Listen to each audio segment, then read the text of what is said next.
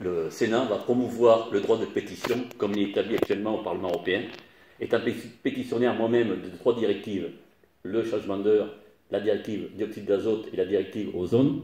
Donc j'ai obtenu la victoire le 8 février par le Parlement européen qui a refusé de continuer le changement d'heure, puisqu'ils ont voté l'abolition. La directive ozone et dioxyde d'azote, j'ai obtenu l'avis favorable du commissaire européen, puisqu'il a poursuivi la France devant la Cour européenne de justice sur l'ozone et dioxyde d'azote. Et actuellement, le dossier va être rouvert le 9 octobre devant la commission des pétitions, puisqu'il sera question des 30 000 morts de 2003 et des 6 000 morts de 2015. Et vous savez que la Cour européenne de justice aura le droit de saisir le TIP, puisque c'est une infraction à l'environnement. Et je crois qu'aujourd'hui, il serait bien que le Sénat et l'Assemblée nationale débattent justement du changement d'heure, parce que ça va être la Cour européenne de justice qui va nous imposer ce fait, mais avec bien sûr des dispositions financières qui sont tellement importantes que je demande pourquoi le gouvernement ne se penche pas sur ce sujet actuellement. Tout d'abord, la révision constitutionnelle de 2008 a ouvert des droits nouveaux. En effet, dans ces droits nouveaux, il y a la possibilité, dans le cadre d'une procédure, pour les citoyens de saisir le Conseil constitutionnel avec des questions prioritaires de constitutionnalité pour les textes ou parties de textes de loi qui n'ont pas été soumis au Conseil constitutionnel. C'est une grande liberté. Et nous avons eu des textes, y compris anciens, qui ont été jugés par le Conseil constitutionnel, non conformes aux principes constitutionnels d'aujourd'hui, et pour lequel le Conseil nous a donné un délai pour modifier ces textes. Ça, c'est la première des choses. Seconde des choses, c'est que quand on a un sujet comme le changement d'heure, ça viendra dans un texte législatif.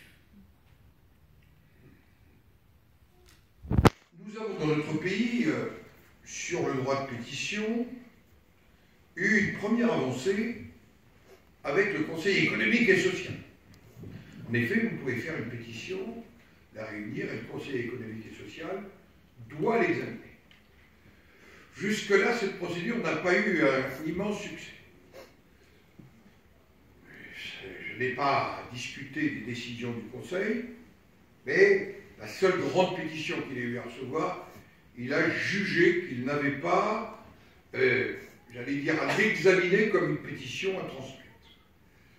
Nous avons dans la préparation de la réforme constitutionnelle à nouveau ce sujet qui va être porté par un certain nombre de parlementaires sur le droit de pétition, c'est-à-dire la capacité, on en fixe le niveau, pour des citoyens de demander, en certains cas, l'inscription d'un sujet sur le bureau du Parlement, ce qui se fait dans un certain nombre de pays et qui existe.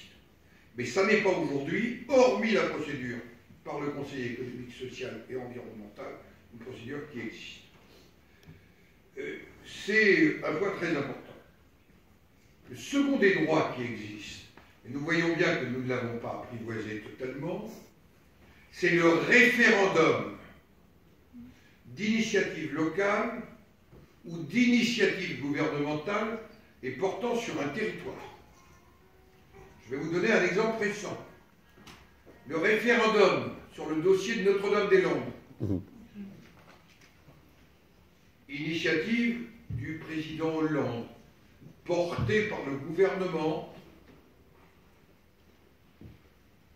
votée par une majorité, d'abord en termes de participation, ce qui est important, parce que souvent vous avez des conditions de participation, et adoptée à une assez large majorité des citoyens, n'a eu aucune conséquence dans la décision politique.